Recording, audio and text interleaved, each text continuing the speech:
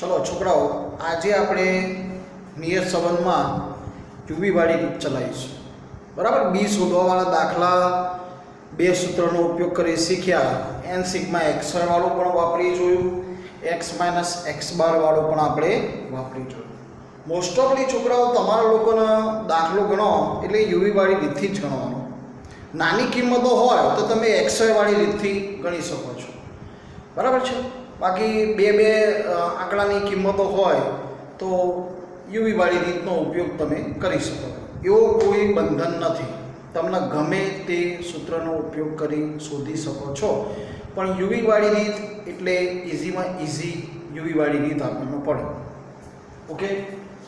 तो चलो छोकराओ उदाहरण नंबर आपणे आया था लगभग 3 बताई दीधा था चौथुं उदाहरण आपणे आया था एक समूहना व्यक्तिओनी मासिक आवक अने मासिक खर्च वच्चेनो संबंध जाणवा माटे ते समूहमांथी 7 व्यक्तिओनो निदर्श परथी नीचेनी माहिती मळे छे। मासिक आवक अने मासिक खर्च।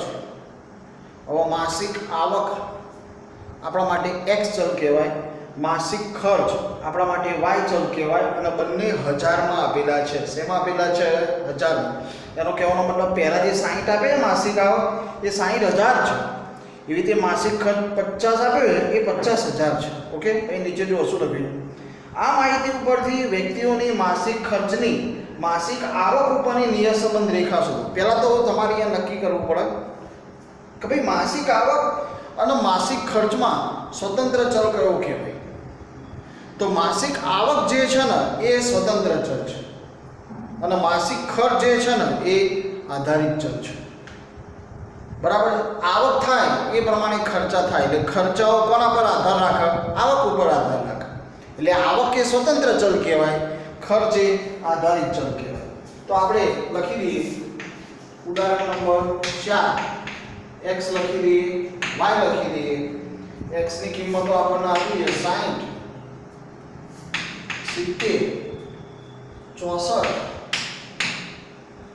68 62 65 અને 72 પછી y ની કિંમતો લખી દઈએ આપણે 50 59 57 50 પછી 53 58 60। ओके मित्रों आ रीते आपणे x અને y ચલ લખી કાઢ્યા। હવે આપણે યુવી જો બબે આંકડાની કિંમતો છે બધી યુવી વાળી રીતનો ઉપયોગ કરીશું। તો અહીંયા આપણે u નું કોલમ બનાવીએ। હવે x માં નાનામાં નાની કિંમત કઈ છે? x માં નાનામાં નાની કિંમત 60 છે। તો આપણે a બરાબર કેટલા ધારી લઈશું? 60 ધારી લઈશું। 60 માંથી 60 જાય તો 0। ખબર છે ને આપણે યુવી વાળી રીતનો ઉપયોગ કરતા હતા તો આપણે નાનામાં નાની કિંમતો ધારતા હતા। ओके चलो तो आमा नाना नानी किंमत 60 છે એટલે આપણે 60 ધાર્યા તો 60 માંથી 60 જાય તો શું થઈ જાય? 0। પછી એ 70 માંથી 60 જાય તો 10, 64 માંથી 60 જાય તો 4, 68 માંથી 60 જાય તો 8, 62 માંથી 60 જાય તો 2, 65 માંથી 60 જાય તો 5, 72 માંથી 60 જાય તો 5। તો માં નાના નાની કિંમતો ધારવાની યાદ રાખજો યુવી વાળી રીતમાં।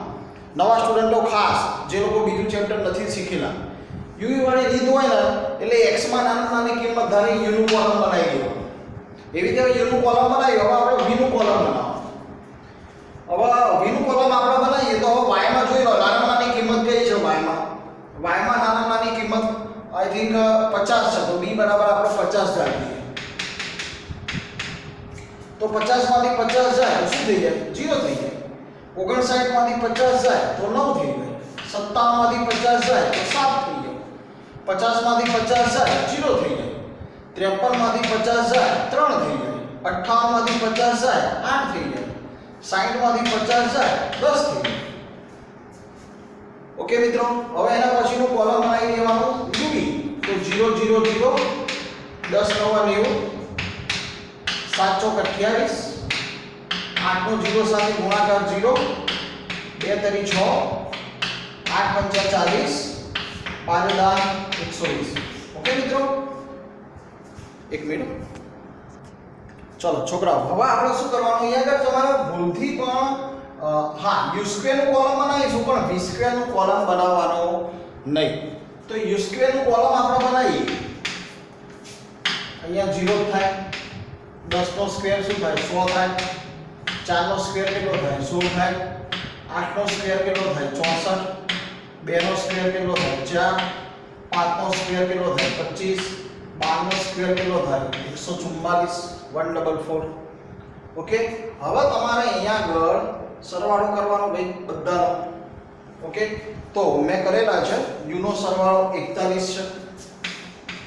ચોપડીના સરવાળા અલગ આવશે, કેમ? કારણ કે ચોપડી વાળે અલગ ધારેલું છે. હા, આ x અને y ના સરવાળા હરખા આવશે પણ આ બધા સરવાળા ચોપડીના અલગ હશે. આપણે નાની કિંમત ધારવાની વાત કરી. ચલો પછી v નો સરવાળો થશે 37, પછી uv નો સરવાળો થશે 284 284 અને u સ્ક્વેર નો સરવાળો થશે 353. ઓકે, x નો અને y નો સરવાળો બી લખી દઈએ. તમારે કેલ્સીનો ઉપયોગ કરવાનો ભાઈ. x નો સરવાળો થશે 461 અને y નો સરવાળો થશે 387. આ સિગ્મા x આવી ગયો, આ સિગ્મા y આવી ગયો, આ સિગ્મા u, આ સિગ્મા v, આ સિગ્મા uv, આ સિગ્મા u સ્ક્વેર. ઓકે મિત્રો, હવે આપણે સૌથી પહેલા b શોધી કાઢીએ.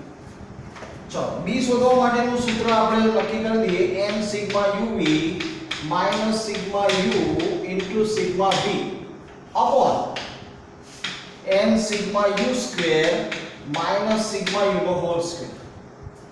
ઓકે મિત્રો, ચલો n ની કિંમત 1 2 3 4 5 6 7, n ની કિંમત 7, પછી sigma uv ની કિંમત 284 284, sigma u ની કિંમત 41, सिग्मा v ની કિંમત 37, n ની કિંમત 7, sigma u square 353, sigma u મિત્રો સિગ્મા u ની કિંમત 41 નો હોલ સ્ક્વેર થશે. હવે 284 ગુણ્યા તમે 7 કરશો એટલે 1988 આવશે. પછી 37 ગુણ્યા 41 કરશો એટલે 1517 આવશે. 353 ગુણ્યા 7 કરો 2471 આવે અને 41 નો તમે સ્ક્વેર કરો 1681 આવે.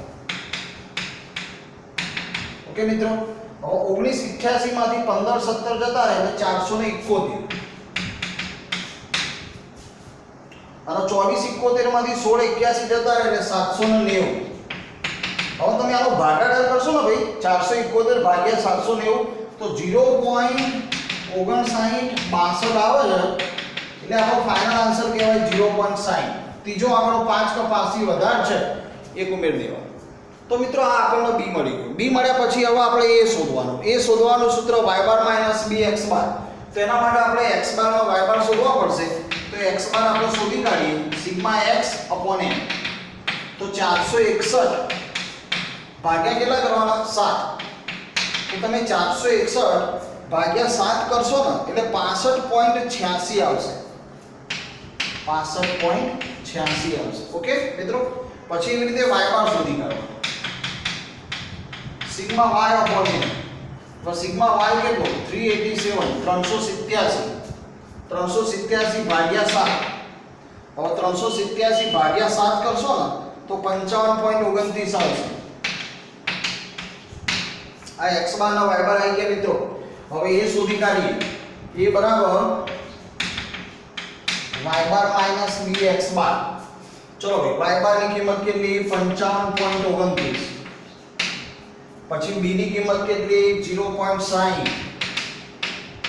પછી આપણો x બાર કેટલો આવ્યો 65.86. હવે 55.29 એમના એમ 65.86 ગુણ્યા 0.60 તમારે એ બેનો ગુણાકાર કરવાનો એટલે એ બેનો ગુણાકાર આવશે 39.516. 39.516 તમે 39.52 લખો ને ભાઈ તો બી ચાલે. ઓકે, ચલો પછી 55.29 માંથી 39.516 શું કરવા બાદ કરશો એટલે 15.77 એ બરાબર. ઓકે મિત્રો, ચલો એ આવી ગયો. હવે આપણે અહીંયા આગળ સમીકરણ મોડેલ લખી દેવાનું.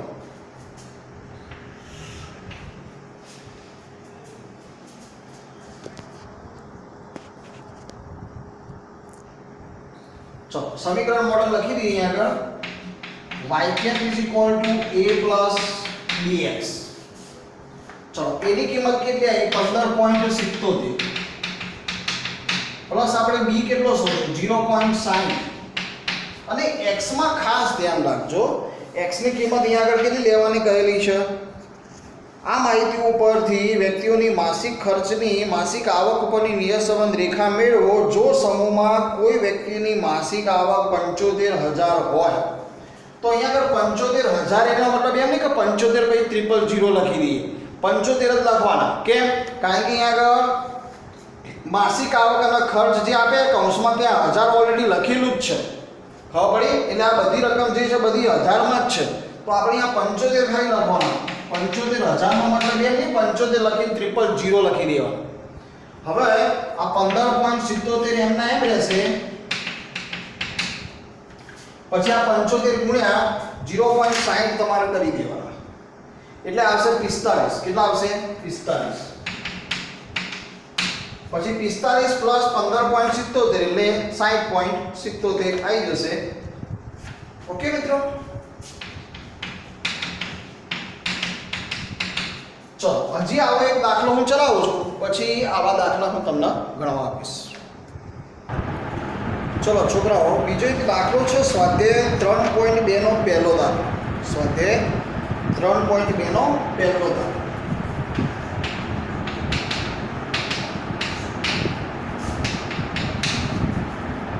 કપાસના પાક ઉપર ખાતરના વપરાશ ઉપરની અસર જાણવા માટે કરેલા એક અભ્યાસમાંથી નીચે મુજબની માહિતી મળે છે.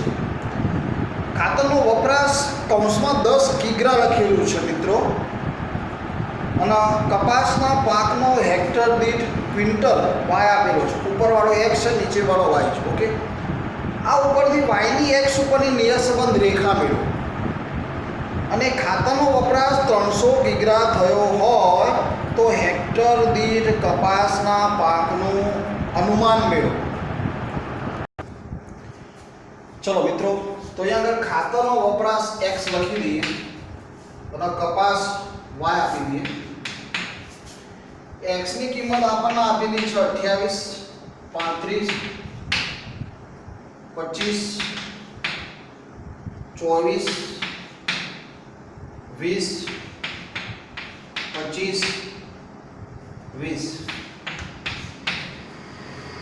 y લખી દઈએ 128, 140,